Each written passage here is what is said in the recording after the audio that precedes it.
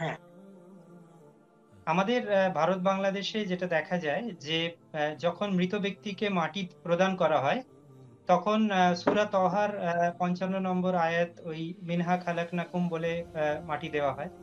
সেক্ষেত্রে এটা কি জায়েজ আছে, না অন্য কোনো দোয়া পড়ে মাটি দিতে হয়? চমৎকার। আহ প্রথমত, মাইয়িতকে যখন আমরা রাখবো তখন বিসমিল্লাহ ওয়া আলা মিল্লাতি রাসূলিল্লাহ অথবা বিসমিল্লাহ ওয়া আলা সুন্নতি রাসূলিল্লাহ, তাহলে আলা মিল্লাতি রাসূলিল্লাহ অথবা বিসমিল্লাহ ওয়া আলা সুন্নতি রাসূলিল্লাহ বলে আমরা মাইয়িতকে রাখবো। কথায় কথায় এসে যায়, আমি যখন দুনিয়াতে এসেছিলাম তখন আমার কর্ণকহরে আল্লাহ এবং আল্লাহ রাসূলের নামটা শোনানো হয়েছিল, আল্লাহু আকবার, আশহাদু আল্লা ইলাহা ইল্লাল্লাহ ওয়া আশহাদু আন্না মুহাম্মাদার রাসূলুল্লাহ। এরপর আল্লাহ আমাকে যে কতদিন হায়াত দিলেন, এই পিরিয়ডে আমি রাসূলের সুন্নতের মুখালেফ কাজ করলাম। আমাকে বলা হচ্ছে যে এটা রাসূল আমল করেছেন, বলা হচ্ছে না, এটা আমার বাপ দাদা তো এই আমল করেন নাই, আমার মাযহাবে তো এই আমলটি নেই, আমার পীর সাহেব তো এইভাবে আমল করতে বলেন নাই। কিন্তু সারা বছর আমি একজন মুসলমান, আমাকে বলা হলো যে এটা রাসূলের সুন্নাত, সহিহ হাদিস দ্বারা প্রমাণিত, আমি প্রত্যাখ্যান করলাম। আমি বাপ দাদার দোহাই দিলাম, মাযহাবের দোহাই দিলাম, পীর সাহেবের দোহাই দিলাম, ইমামের দোহাই দিলাম, কিন্তু যখন আমাকে দাফন করা হচ্ছে তখন কিন্তু আবার আমি বলছি বিসমিল্লাহ ওয়ালা সুন্নাতে রাসূলিল্লাহ, রাসূলের মিল্লাত উপর আমি তোমাকে রেখে যাচ্ছি। তাহলে আমি সারা বছর তার সুন্নতের মুখালেফ কাজ করলাম, আর আমি এই মরার সময় সুন্নতের উপর রাখলাম, একটু তো প্রশ্ন থেকে যায় যে সুতরাং বিষয়টা আমাকে প্রতিটি ক্ষেত্রে আমার জীবন গঠন করতে হবে। কল আল্লাহ কল রাসূল, আল্লাহ কি বলেছেন, আল্লাহ রাসূল কি বলেছেন, এই নীতিতে আমাদেরকে চলতে হবে। আল্লাহ আমাদেরকে তৌফিক দান করুন।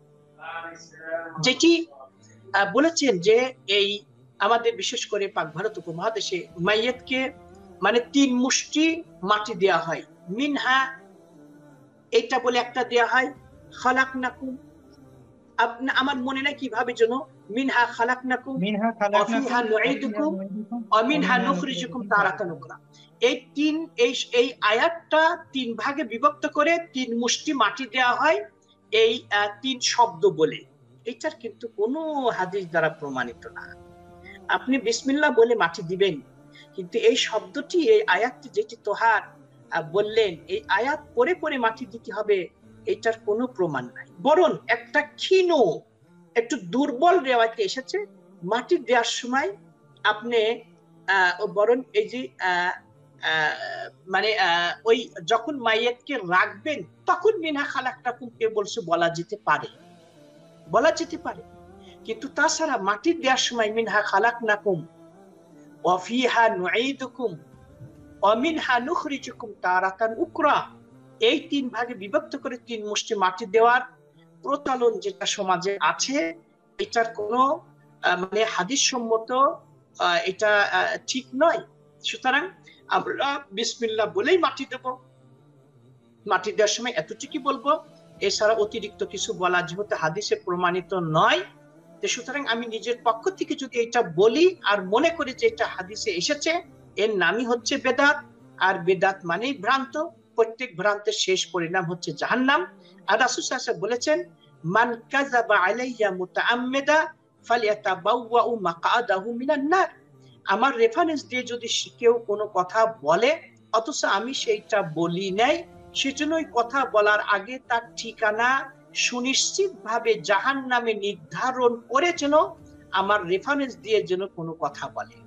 আর রাসূল সাল্লাল্লাহু আলাইহি ওয়াসাল্লাম বলেছেন, মান হাদ্দাসা বিহাদিসিন, আমার পক্ষ থেকে এমন হাদিস বর্ণনা করে, ওয়া ইয়ালাম আন্নাহু কাযিব ফাহুয়া আহাদুল কাযিবিন, সে আমার রেফারেন্স দিয়ে কেউ যদি কোনো হাদিস বর্ণনা করে অথচ সে জানে যে এটা রাসূল বলেন নাই, তাহলে সে হচ্ছে সবচেয়ে বড় মিথ্যুক হিসাবে আল্লাহর নিকটে পরিগণিত হবে। সুতরাং মাটি দেওয়ার সময় ওই যে ভাই যে শব্দটি বললেন সূরা তাহার, এই আয়াত করে মাটি দেওয়ার কোনো প্রমাণ পাওয়া হাদিসে যাচ্ছে না। আল্লাহু ওয়ালিয়ুত তৌফিক। জাযাকাল্লাহ শাইখ।